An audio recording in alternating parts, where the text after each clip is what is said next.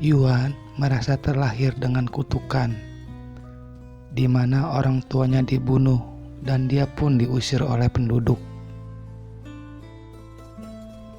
Yuan diusir dari desanya dan memilih pindah ke tempat pamannya. Ketika Yuan berumur 15 tahun, Yuan menderita sakit yang aneh. Ketika Yuan sakit, pamannya dan penduduk lembah Legiun dibunuh oleh seorang penyihir.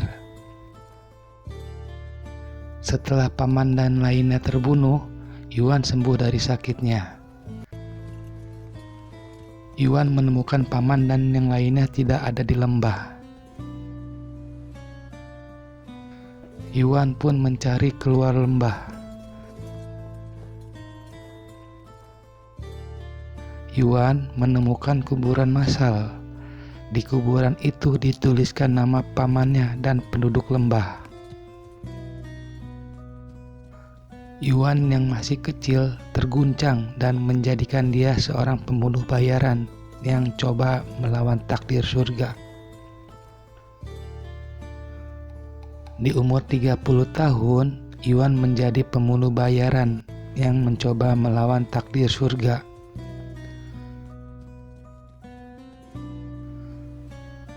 Dia mendapat pesanan untuk membunuh dari seorang agen wanita bernama Huan Yi yang tinggal di kota Mantou.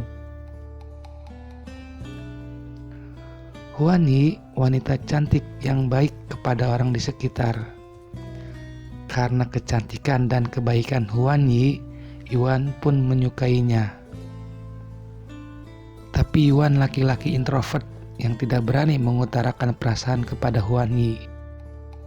Ini Jenderal Jiang Shoutu, target yang ke-10 harus dibunuh oleh Yuan. Jiang Shoutu adalah jenderal yang kalah berperang dan meninggalkan para bawahannya. Yuan mencoba meramalkan kehidupan Jenderal Zhang. Kalau waktu dekat, Jenderal Zhang pasti mati. Jenderal Zhang diberikan pilihan oleh Yuan, memilih mati di tangan Yuan apa mencoba menyelamatkan bawahannya yang tertangkap. Yuan menasihati Jenderal Zhang untuk menyelamatkan bawahannya. Bila mati pun lebih terhormat dibandingkan mati di tangan Yuan. Jenderal Zhang mengikuti nasihat Yuan untuk menyelamatkan bawahannya dan berakhir mati. Di tempat tinggal Huan Yi meminta tolong kepada Yuan untuk membunuh seseorang.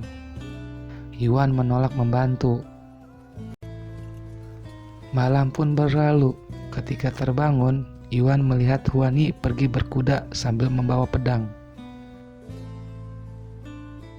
Ternyata Huan Yi menyusup ke kediaman seorang gubernur.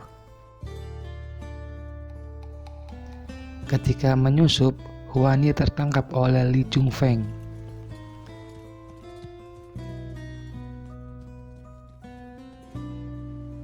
Ini Gubernur Li. Gubernur Li merupakan orang yang ingin dibunuh Huan Yi. Gubernur Li mempunyai anak bernama Li Ximin dan peramal bernama Li Chongfeng. Huan Yi dendam dengan Gubernur Li karena Gubernur Li sudah membunuh kedua orang tua Huan Yi.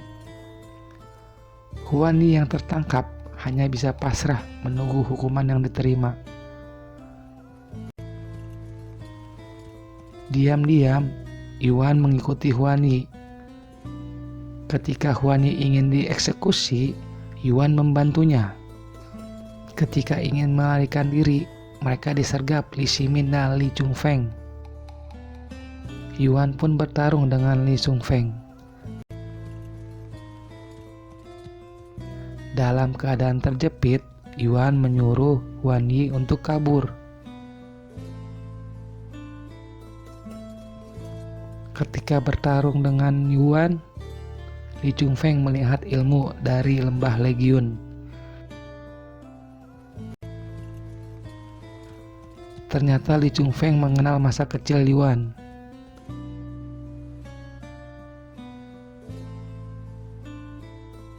Li Chungfeng menceritakan semua kejadian masa kecilnya, di mana paman dan para penduduk dibunuh karena pedang naga jurang, yang sekarang dipegang Li Chungfeng.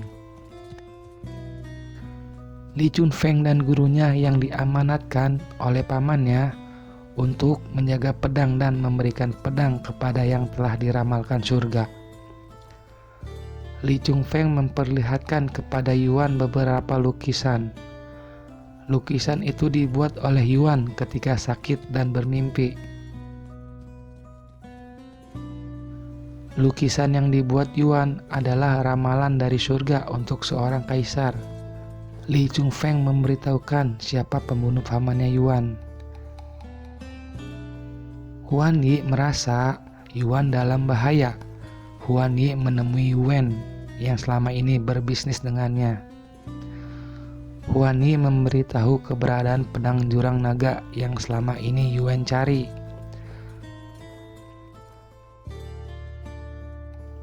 Huan Yi dan Yuan mencoba menyelamatkan Yuan. Huan Yi dan Yuan sampai di tempat kediaman gubernur. Akan tetapi, tempat gubernur sudah tidak ada orang. Yuan menyuruh bawahannya untuk melakukan ritual mencari keberadaan Yuan. Bawahan Yuan pun berhasil menemukan keberadaan Yuan. Demi mengejar pembunuh pamannya dan rasa penasaran dengan lukisan, Yuan pun membantu Gubernur Li yang sedang koma. Mereka pun pergi ke gua di mana masa kecil Yuan terbaring sakit dan bermimpi. Di dalam gua, kelompok Yuan disergap oleh pasukan Yuan. Huan Yi melihat Gubernur Li masih hidup, meminta tolong Yuan untuk membunuhnya. Terjadilah pertarungan yang tidak seimbang. Yuan melakukan sihir membangkitkan mayat hidup. Yuan pun terkena sihir dari Yuan yang membuat Yuan dalam bahaya.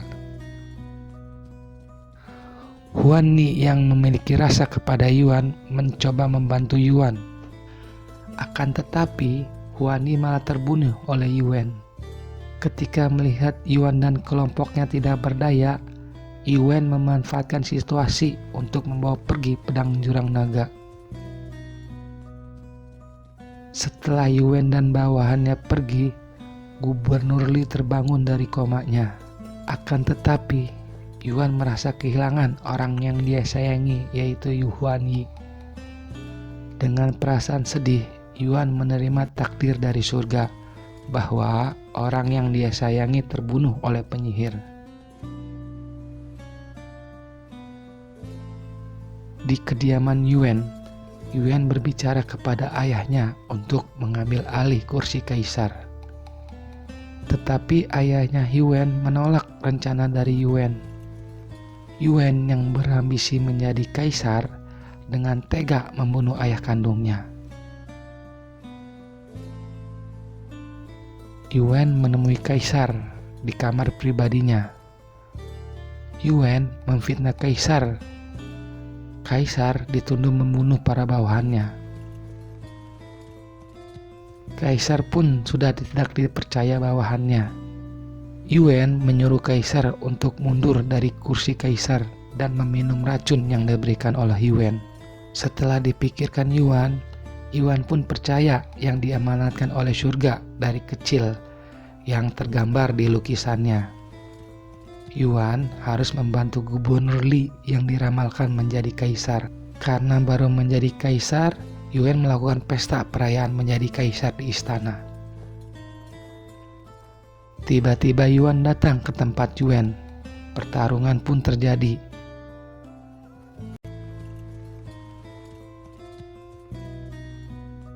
Yuan harus melawan para bawahan Yuan yang sudah disihir menjadi mayat hidup. Yuan yang sudah percaya dengan takdir yang diramalkan berhasil mengalahkan mayat hidup dan bawahan Yuan. Yuan akhirnya bisa membunuh Yuan. Dendam atas kematian paman penduduk dan Huan Yi terbalaskan.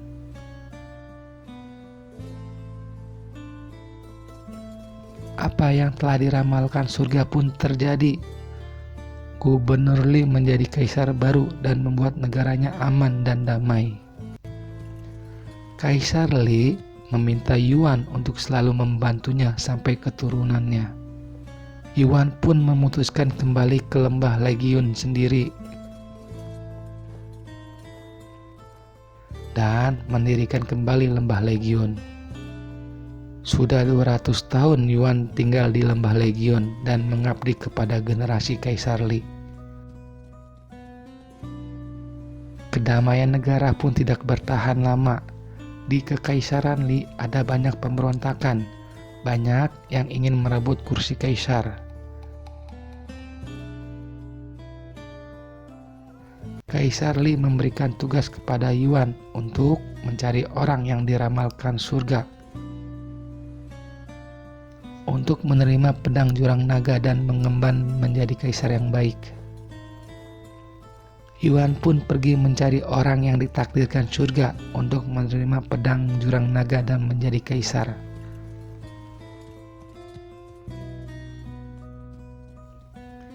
Sekian alur film yang bisa saya ceritakan.